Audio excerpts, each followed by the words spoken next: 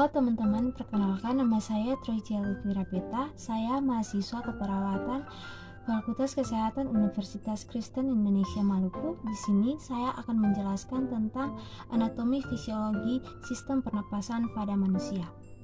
Yang pertama, kita masuk dalam pengertian sistem pernapasan pada manusia.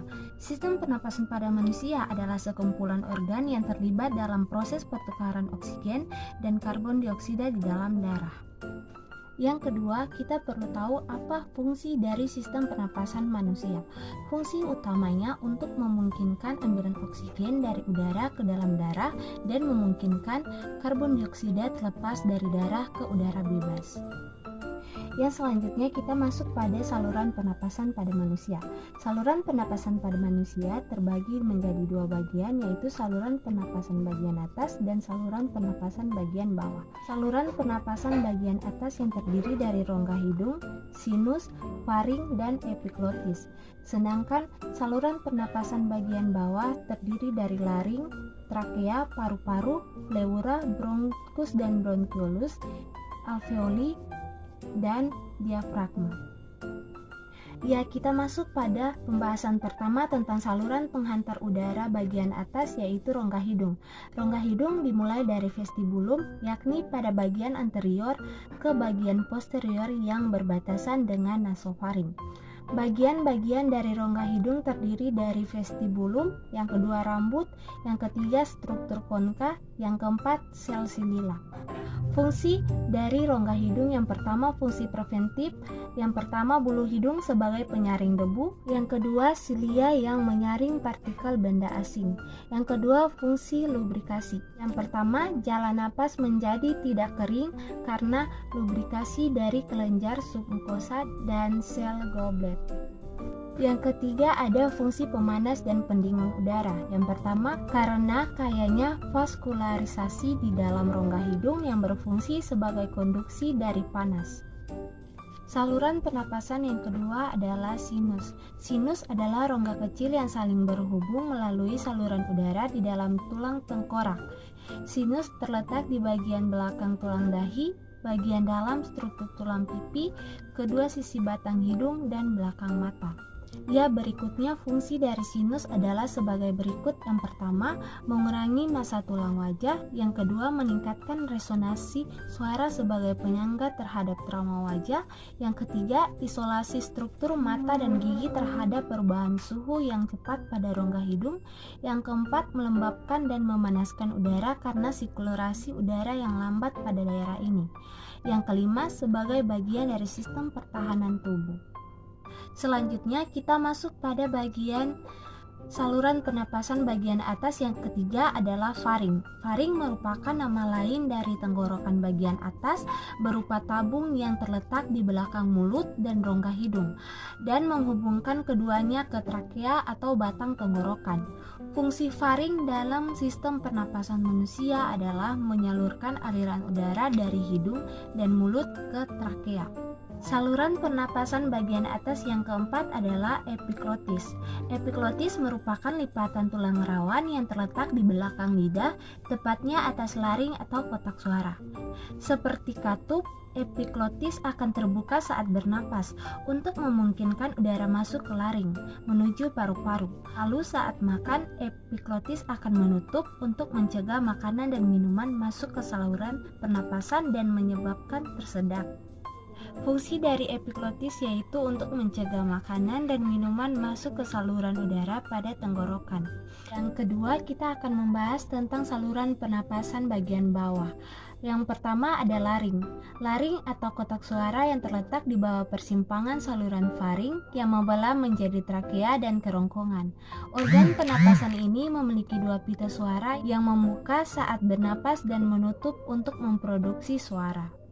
Fungsi utama dari laring adalah untuk melindungi saluran pernapasan di bawahnya dengan cara menutup secara cepat pada stimulasi mekanik sehingga mencegah masuknya benda asing ke dalam saluran napas. Saluran pernapasan bagian bawah yang kedua adalah trakea.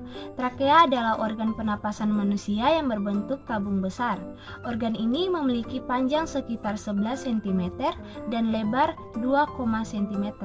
Letak trakea berada tepat di bawah laring atau kotak suara dan berakhir di tengah dada, tepatnya di balik tulang dada dan di depan esofagus. Trakea tersusun dari otot dan tulang rawan yang berbentuk cincin sebanyak 16-22 buah. Tulang cincin ini yang membantu agar udara dapat keluar masuk dengan lancar.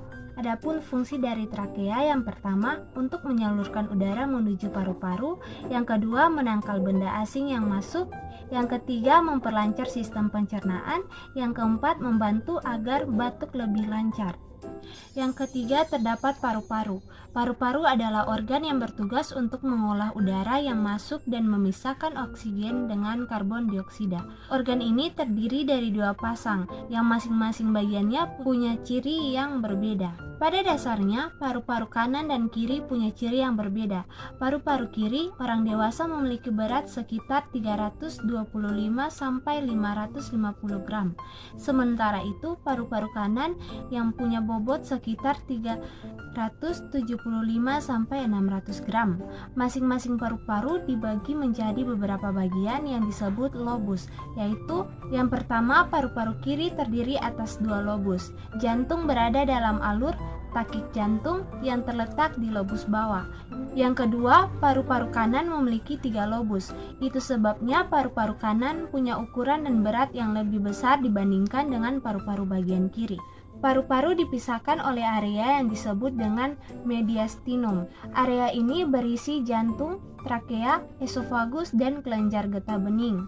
Paru-paru ditutupi oleh selaput pelindung yang dikenal sebagai pleura dan dipisahkan dari rongga perut oleh diafragma otot. Yang keempat adalah pleura. Pleura adalah membran tipis yang terlapis ganda yang melapisi paru-paru. Lapisan ini mengeluarkan cairan yang disebut dengan cairan sereus yang berfungsi untuk melumasi bagian dalam rongga paru agar tidak mengiritasi paru saat mengembang dan berkontraksi saat bernapas. Selanjutnya ada bronkus dan bronkiolus. Bronkus adalah percabangan saluran udara dari trakea menuju bagian kanan dan kiri paru-paru. Sedangkan bronkiolus merupakan cabang dari bronkus yang adalah cabang batang tenggorokan yang terletak setelah tenggorokan sebelum paru-paru. Fungsi bronkus dan bronkiolus, yang pertama, bronkus berfungsi mengantarkan udara dari saluran napas atas ke dalam paru-paru sekaligus mengeluarkannya dari paru-paru. Yang kedua, bronkiolus akan membawa udara yang kaya oksigen ke kantung udara alveolus. Yang selanjutnya ada alveoli. Alveoli adalah rongga yang berbentuk cekung yang dikelilingi oleh banyak kapiler kecil. Fungsinya adalah sebagai tempat pertukaran oksigen dan karbon dioksida. Alveoli kemudian menyerap oksigen dari udara yang dibawa oleh bronkiolus dan mengalirkannya ke dalam darah. Yang terakhir ada diafragma. Diafragma adalah otot pernapasan yang berbentuk kubah yang terletak di dekat bagian bawah tulang rusuk, tepat di bawah dada. Saat kita menghirup dan menghembuskan udara, diafragma dan otot pernapasan lainnya di sekitar paru-paru berkontraksi. Diafragma melakukan sebagian besar tugas selama peristiwa pernapasan manusia. Fungsi dari diafragma. Diafragma merupakan sekat yang membatasi perut dan dada. Dengan berkontraksi, saat seseorang menarik napas, diafragma menciptakan efek vakum yang menarik udara ke paru-paru.